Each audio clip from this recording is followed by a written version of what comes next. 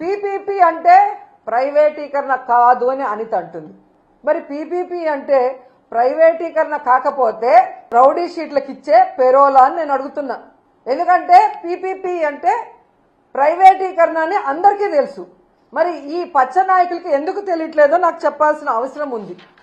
ఈరోజు పీపీపీ కానప్పుడు డబ్బులు లేక ప్రైవేటు వాళ్ళకి అప్పగిస్తున్నామని జీవో ఎందుకు ఇచ్చారు? మరి ఆ జీవోని రద్దు చేయండి. ప్రభుత్వమే ఆ కాలేజీల్ని పూర్తి చేయాలని కూడా వైఎస్ఆర్సీపీ నుంచి మేము డిమాండ్ చేస్తున్నాం. సవిత మొదటిసారి ఎమ్మెల్యే అవగానే మంత్రి అవగానే కొత్త పిచ్చోడు పొద్దురగడు అంటారు చూసావా, ఆ విధంగా ఉంది సవిత ప్రవర్తన.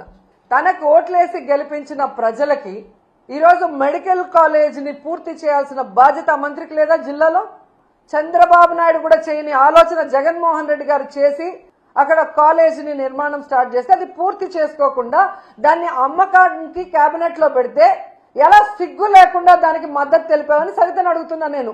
మళ్ళీ నువ్వు కూడా మాట్లాడేదన్నా జగన్మోహన్ రెడ్డి గారి గురించి? నీకే అర్హత ఉంది? నీ కోట్లేసిన ప్రజలకి వెన్నుపోటు పొడిచి చంద్రబాబు నాయుడు చెప్పేదానికి గంగిరెద్దులాగా తల ఊపుతూ జగన్మోహన్ రెడ్డి గారిని మాట్లాడే అర్హత మీకుందా అని అడుగుతున్నా. ఈ రోజు హైదరాబాద్ లో 15 రోజులకు ఒకసారి ఏఐజీ హాస్పిటల్కి పోయి ఎవరు మందులు వేసుకుంటున్నారో రాష్ట్రంలో ఉన్న తెలుగు రాష్ట్రాల్లో ఉన్న అందరి ప్రజలకు తెలుసు.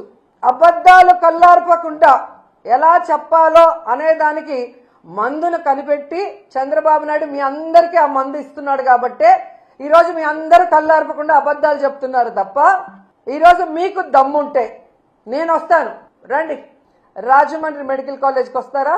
విజయనగరం మెడికల్ కాలేజ్కి వస్తారా? నేను ఇన్ఛార్జిగా ఉన్న మచిలీపట్నం మెడికల్ కాలేజ్కి వస్తారా?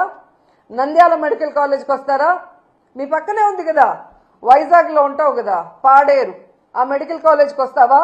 మెడికల్ కాలేజీలు అంటే ఎలా ఉంటాయి, ఎలా కట్టాలి, అక్కడ చదువుకుంటున్న మెడికల్ స్టూడెంట్స్ ఎవరెవరు అనేది డీటెయిల్గా మీకు చూపిస్తాను. దమ్ముంటే ఎవడైనా రండి, తీసుకెళ్తాను. ఏదో పిచ్చి పిచ్చి వీడియోలు తయారు చేసి ఈ పిల్లలు చూస్తే వా అంటారా? ఆ పిల్ల నువ్వేమన్నా యాంకర్వా, హోమ్ మినిస్టర్వా? జగన్మోహన్ రెడ్డి గారు ప్రజలకి మంచి చేశారు. మీలాగా ఈవీఎంలను మేనేజ్ చేసుకుని అధికారంలో రాలేదు.